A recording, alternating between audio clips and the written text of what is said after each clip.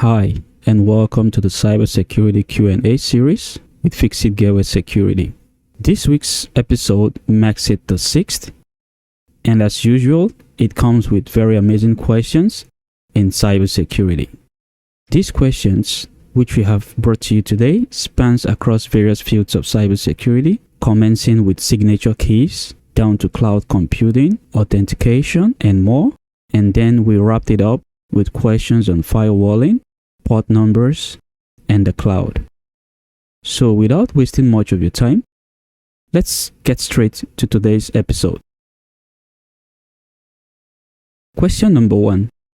Which of these keys can be used to sign and verify the authenticity of a GitHub repository? Option A, we have SSH keys. Option B, we have GPG keys. Option C, we have PGP keys. Option D, we have A and B. Option E, we have none of the above. Option F, we have all of the above. Going back to the question, we have two keywords that were highlighted. The first is use to sign, and the second keyword is verify the authenticity. So to have a proper grasp of the question, let's define the various options given. The keys that can sign and verify GitHub files are GPG keys. GPG, as we know, stands for GNU Privacy Guard. PGP keys, on the other hand, are used for email encryption, decryption, and authentication via digital signatures and file encryption.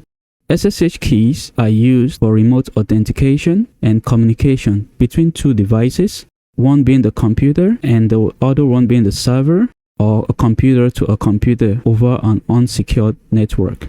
So having defined the various options given, the correct answer to this question is option B, which is the GPG keys. So GPG keys is provided by GitHub to sign files or code that have been uploaded to the GitHub repository. This is to verify the files and the various changes that have been made to the files. It's also a form of tracking the file to determine if a malware has been embedded by a third party that is not known to the original author of the file due to not being signed with the right keys or public keys of the original owner of this file. So whenever you come across a GitHub repository and you try to verify the files with the public key of the original author and the keys cannot be able to match this file signatures, then it's a tell sign that these files are corrupted, or there must be something suspicious about these files. So moving on to question number 2. Question number 2. The process by which an organization shifts its data and services it provides from their physical facility to a cloud service is known as option A, we're giving cloud computation. Option B, we're giving cloud backups. Option C, we're giving cloud installations. Option D, we're giving cloud migration. Option E, we're giving none of the above. Option F, all of the above. Looking on to question number 2, we have 3 keywords that were highlighted here. First is that the organization shifts its data and its services. And the third is from their physical facility to a cloud service. So to be able to understand which options is the right answer to this question, let's have the definitions of the various options given. Cloud computation is the availability of resources, data storage, and computing power without requiring active direct management. Cloud backups, on the other hand, is a method by which data, sensitive files, and informations are backed up on the cloud. Cloud installations is the installation of software on vendor server and accessible from a client browser. Cloud migration is the process by which organizations shift its data and services from their on-premise facility to the cloud. Going back to the question, the giveaway tell signs is that it's not just the data, but also its services. So what it implies here is that the organization now conducts its services using the cloud. So having read these various options given and also understanding this question, the correct answer to this question is option D, cloud migrations. Now let's move on to question number 3. Question number 3. Which of the following is the best protection of a web application used by a cybersecurity professional? A. Firewall/router and backups. B. Perimeter defense, firewall/router and backups. C. Perimeter, your physical computer, endpoints and backups. D. Firewall/router, backups, security software, your physical computer. E. None of the above. F. All of the above. Now, referencing back to the question number 3, we highlighted 3 keywords here. The first keyword, the best protection. The second keyword is web application. And the third keyword is a cybersecurity professional. Also, if we go back to the second keyword, means it's a web application. So basically, this web application is hosted on a web service provider, which of course doesn't sit physically in the office of the cybersecurity professional. If we now go through these options given, to be able to establish a connection, the cybersecurity professional needs to connect via a router. And to ensure that this router is safe and there is no MITM, which is also man-in-the-middle attack, which is capable of sniffing through the packets transversing over the network, the router has to have a strong firewall. Secondly, assuming this website has been compromised remotely by other forms of attacks such as XSS and so on, it means that the website is no more safe and requires the cybersecurity professional to restore back the website from an original state that is not infected or corrupted. And this is where backups comes in, because for you to be able to restore back your website, you must also have a backup of existing files or stored files that consist of the website information. So the second option, or the second right option, is the backups. Thirdly, the computer that is used by this cybersecurity professional comes with a lot of software. And these softwares might be software such as PuTTY, FileZilla, and other forms of SSH authentication. And as we know recently, various versions of PuTTY was compromised from 0.68 down to 0.80. So this means that the software security is very, very important. When a software is not secure, that means a threat actor can compromise the flaws in this software and exploit the vulnerability to take over the cybersecurity professional's computer. Lastly, as a cybersecurity professional, you also want to ensure the physical security of your computer, because if your computer is stolen, that means the person who stole your computer is able to have access to your credentials, which might include stored usernames and passwords, which comprises of the control panel configurations of the admin section of the website provider that is assigned to you, the cybersecurity professional. So this threat actor can possibly use this configuration to log into your website and install malware or malicious code, which can now be exploited or infect user that comes to that website. So having defined these various steps, the most suitable option for this question is option D, which is first, firewall/router to ensure that your network or your home network is protected. Backups should, in case your website has been compromised and you need to restore back a version that is not corrupted. Security software to ensure that the security software installed on your computer are fully up to date and has no security flaws that can be leveraged by a threat actor or malicious attacker. And lastly, the protection of your physical computer to ensure that your computer is safe from being stolen and possibly informations that are stored on the computer being used to commit more sinister acts. So the correct answer for this question is option D.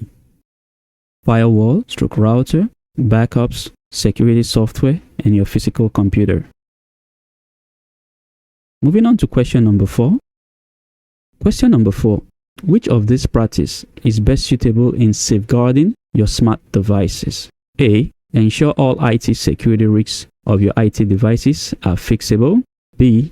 If possible, ensure that your smart devices and computers are on a different network. C. Track a list of some of the smart devices on your network. D. Keep your device connected when not in use, when on a home network. E. None of the above. F. All of the above. Going back to question number 4, the trick keyword here is this practice is best suitable safeguarding your smart devices. Going through the various options given, we have to understand this question to be able to know what answer that is suitable for this question. Option A says, ensure all IT security risks of your IT devices are fixable. This option is wrong because as a cybersecurity professional, you want to ensure that all of your IT devices, IoTs, ICS, endpoint devices are not compromised by any security risk. So compromising the device by a security risk or flaw has already defeated the essence of cybersecurity. So option A has been ruled out. Option B, if possible, ensure that your smart devices and computers are on a different network. Now, option B is correct in the sense that you want to ensure that all smart devices or IoT devices that you use in your organizations are not on the same network. This is where network segmentation comes in. So there's a centralized firewall and there is a switch that is connected to the various smart devices on the network. So let's say you have a computer, you have a smartphone, you also have a desktop. You ensure that these various devices are not connected on the same network using network segmentation. So if the network which the mobile devices are connected to is compromised, the threat actor will not be able to pivot to other devices on the network and take advantage of the vulnerability to compromise all these devices that are connected to this network. So the importance of network segmentation is not to be underestimated when it comes to ensuring the safeguarding of your smart devices that are on your network. Option C, track a list of some of the smart devices on your network. Option C would have been correct if the keyword some was not used. Some here means that some of the devices are being tracked and the rest of the devices are being ignored. So what if the devices that have been ignored has been a means the threat actor could compromise your network?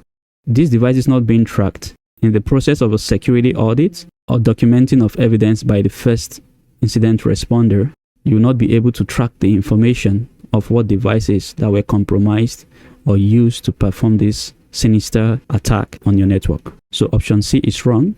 Option D, keep your device connected when not in use when on a home network. Option D is also wrong in the essence that whether you're on a public network or on a home network, as long as your devices are not in use, you should ensure that your devices are disconnected from the network connectivity. Why is this a good practice? It's that your network might not be compromised, but your device might be infected with a malware. So assuming a threat actor is able to compromise your device, they can also find a way to bypass the security configuration of your network and possibly make a lateral movement to other devices that are connected on the network. Option E is also wrong as we have an option, and option F is also wrong as we have an option. So the correct answer to question number 4 is option B. If possible, ensure that your smart devices and computers are on a different network. And this method of separating various IoT devices or smart devices to a different network is known as network segmentation. Option B. Moving on to question number 5. Question number 5. Which of the following best describes a pharming attack? Pharming attack is similar to a phishing attack. B. It exploits various technical vulnerabilities in internet-based routing. C. Unlike phishing attacks, pharming attacks involves impersonating trustworthy parties. D. A and B. E. None of the above. F. All of the above. Going back to question number 5, there are 3 keywords here. The first keyword is the following. So this implies that the various options given, a few of them are correct. It's a silent keyword, the following. 2, or the second keyword, is best describes. So of all the options given, there are suitable options that best describes the question being asked. And the third keyword here is pharming attack. So the nature of the attack here, or the nature of the question, focuses on pharming attack. To be able to get the right answer to this question, let's have a definition of what a pharming attack is all about.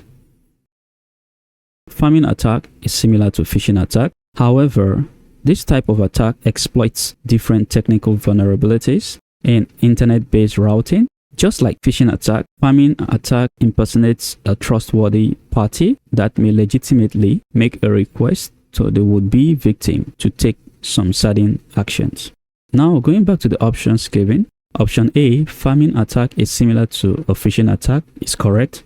Option B, it exploits various technical vulnerabilities in internet-based routing, is correct. Option C, unlike phishing attacks, pharming attacks involves impersonating trustworthy party. Option C is wrong. The keyword unlike has disqualified that option because pharming attacks and phishing attacks are similar or have close similarities due to the nature of the attack involving the threat actor impersonating a trustworthy party or persons known to the victim or target.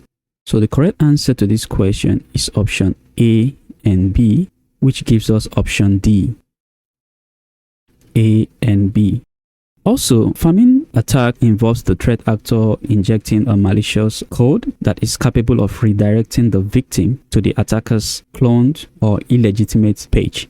When the user tries to access a legitimate website, let's say for example, the user is trying to access twitter.com. If twitter.com has been infected, each time they try to access twitter.com, the routing redirects that request to a compromised or a cloned website that is belonging to the threat actor or attacker. So as a cybersecurity expert, ensure that you implement proper security features and configurations to prevent threat actors from altering the routing and possibly conduct a malicious attack, which is also known as the pharming attack.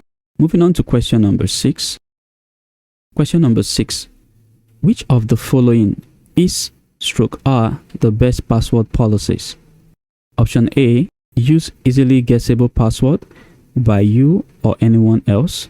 Option B, ensure the use of complicated passwords. Option C, change your password immediately after a breach. Option D, A and B. Option E, none of the above. Option F, all of the above. Going back to the question highlights two keywords: the following and are the best password policies.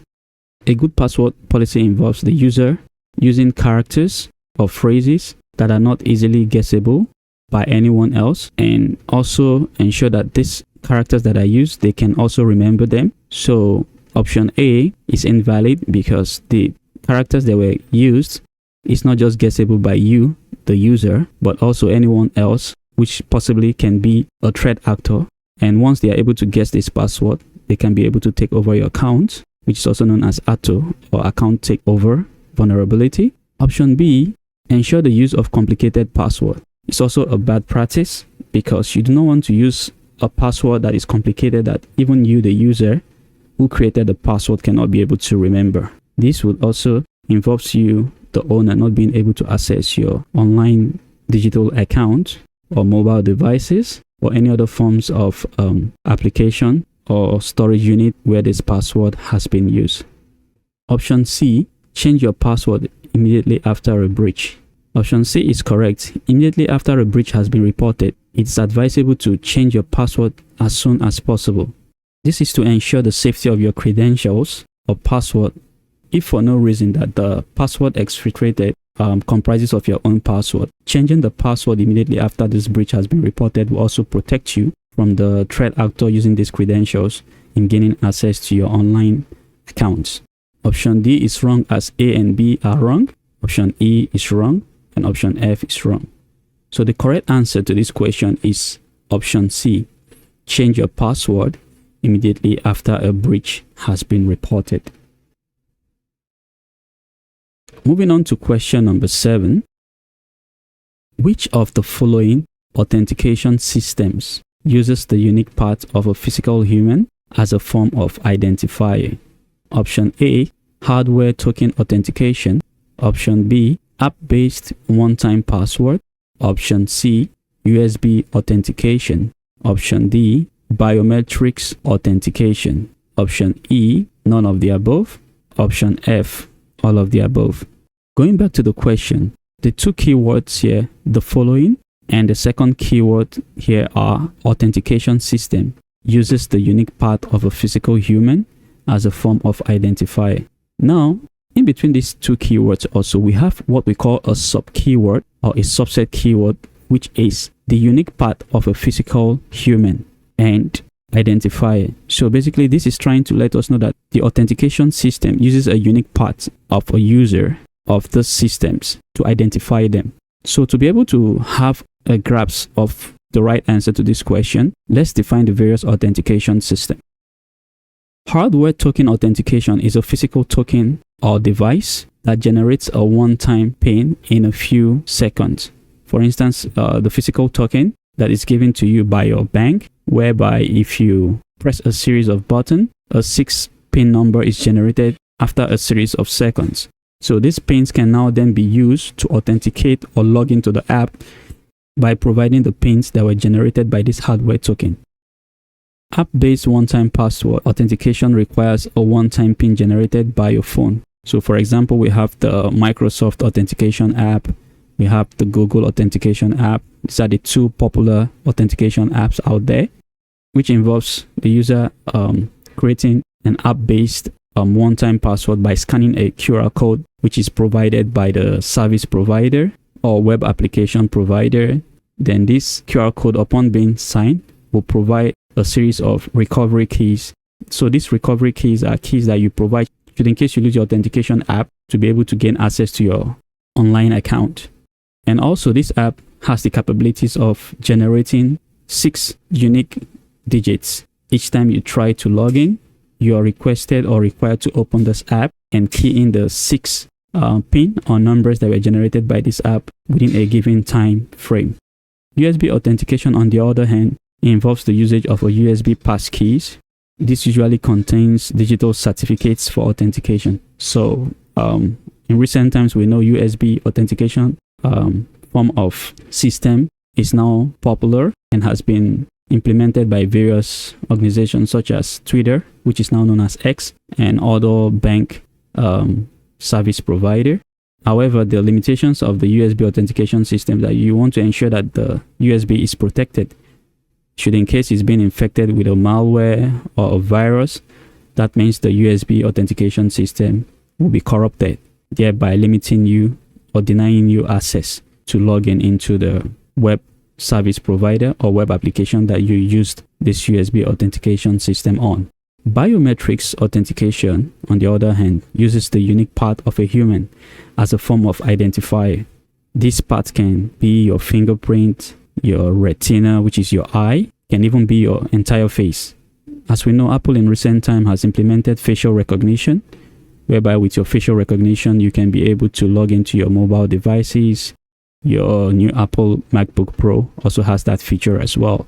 This is also a form of security measures, although now these various security measures can be compromised if not properly implemented on your hardware device. A threat actor can leverage the security flaws in the biometrics and steal whatever forms of authentication measures or unique parts of your body that is used to log into that device or application.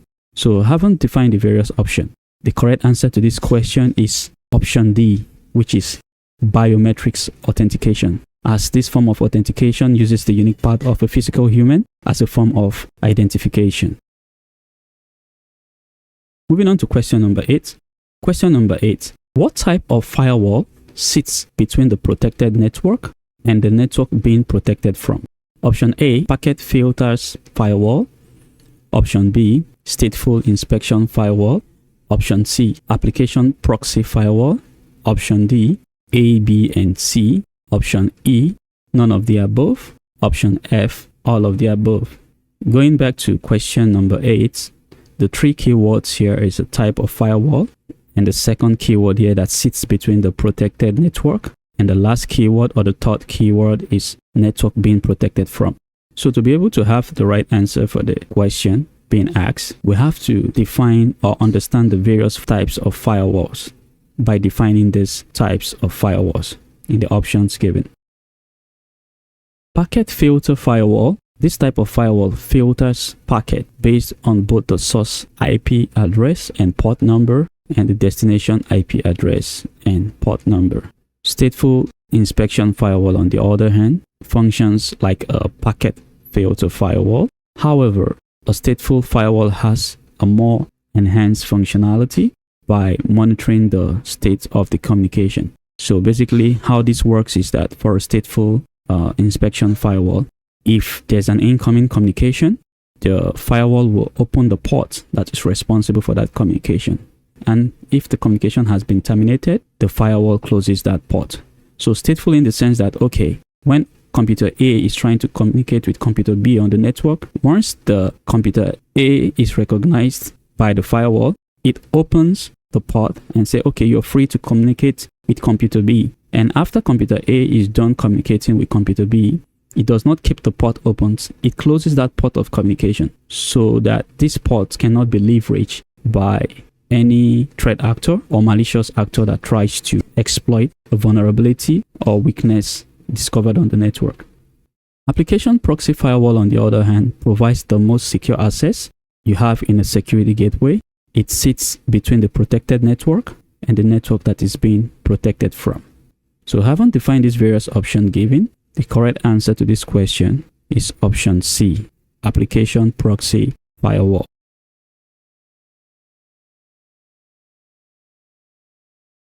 Moving on to question number 9. Question number 9. What is the UDP port number for IKE, Internet Key Exchange?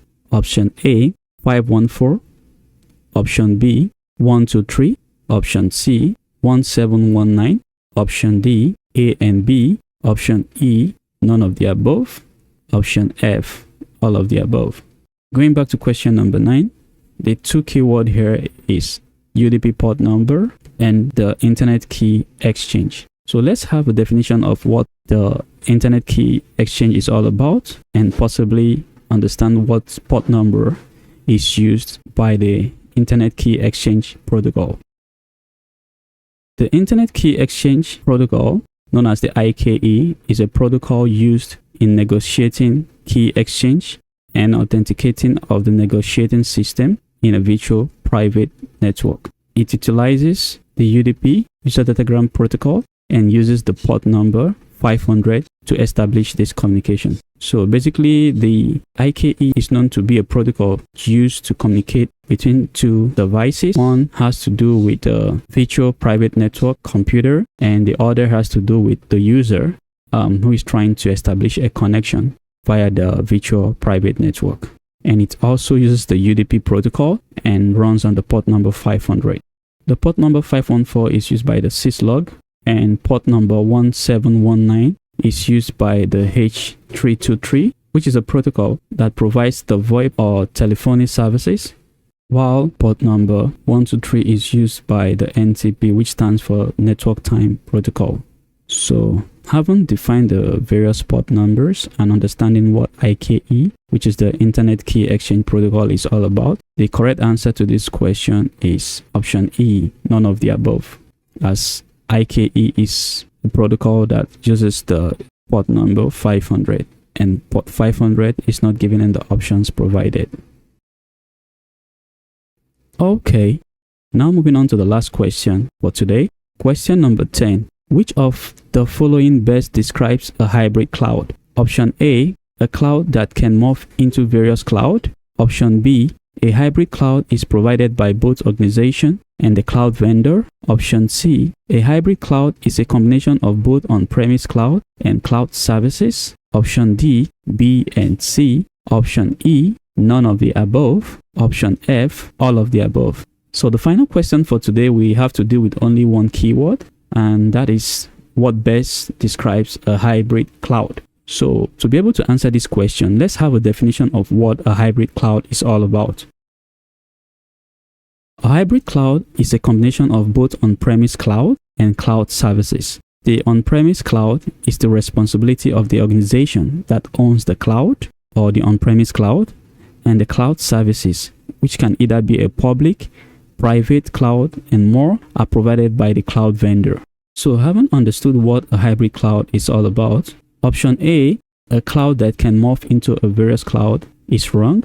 Option B, a hybrid cloud is provided by both the organization and the cloud vendor, is correct. You might ask how? Because hybrid cloud involves an on-premise cloud and that of a cloud enterprise, which means that For the on-premise cloud, the organization has to provide or make provision for it. And for the enterprise cloud, the cloud vendor has to make provision for it. So option B is correct. Option C, a hybrid cloud is a combination of both on-premise cloud and cloud services. And from the definition, we also know that truly a hybrid cloud involves an on-premise cloud and also the service of a cloud service provider. So option B and C is correct. That leaves us with option D, B and C. So the right answer to this question is option D, B and C. So guys, we are done for the week. It's time for the trophy of the day.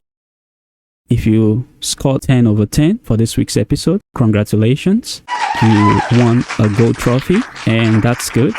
It's a sign that you really study hard and you know much in depth about cybersecurity. If you scored 8 out of the 10 questions that were provided, congratulations.